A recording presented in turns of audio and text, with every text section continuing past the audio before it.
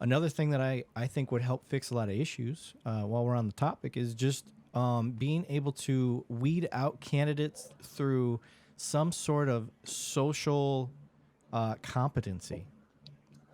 And you can't do that.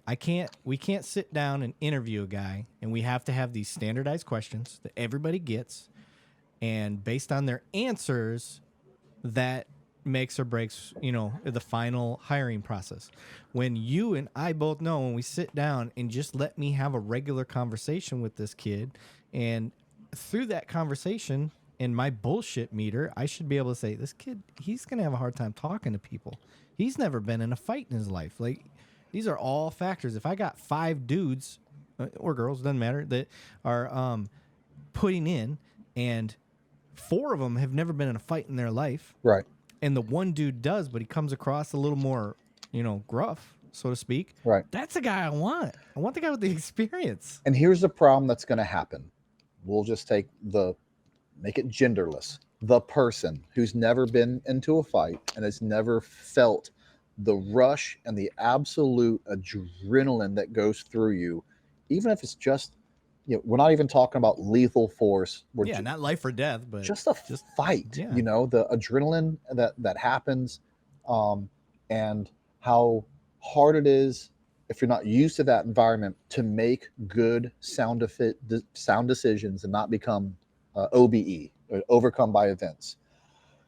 You are now greatly increasing the chance of a stress-induced failure in decision making, and what was put out and what was intended to be a good thing by including these people in the police force, you have now taken a chance at actually weakening the police force and increasing an incident that is going to cost trust within the community and the police force, and it's going to cost the county or city millions, and a mistake that was made, and all out of good intentions that just didn't play out in reality. And we've been seeing it not play out in reality across cities in America for years now, and we have to change course on this. And I don't know when or even if that's going to happen.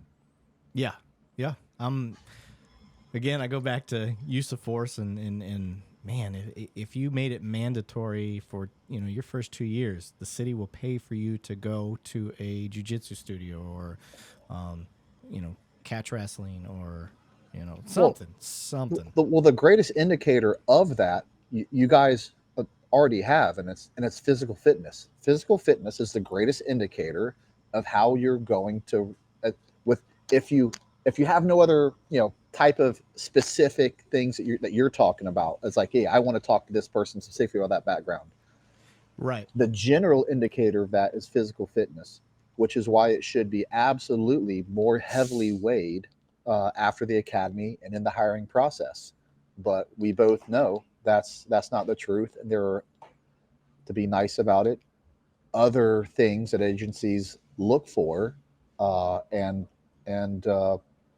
that leapfrogs over more qualified people who can handle stress.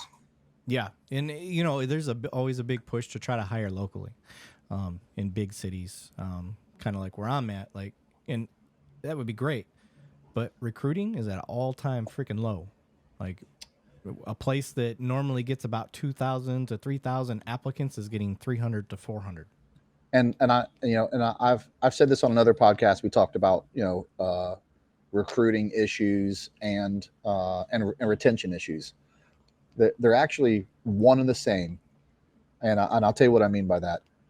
First, worry about your retention issue, and your retention issue has to do with job satisfaction. Let people do their job. At the end of the day, it doesn't matter if you're from the military or from the law enforcement. It's that type of job, and everyone has the same complaint. They just want to do their job. And if you don't let them do their job and you feel like you're fighting two people, bad guys in your own department, you'll have morale at an all-time low. And those guys aren't going to go out there and tell their friends or their, or parents or young adults, be like, hey, you know what you should do? You should become a cop. It's a great job. You get to put away bad guys. you get you like the people you work with and what you do. That's your greatest recruitment. So it's no wonder that's not happening. We haven't, the cities haven't created this culture of retention, and down the road it affects recruiting. Yeah. And social media doesn't hasn't helped. You get a cop doing something dumb. You get the truly bad cop because they're out there. It happens.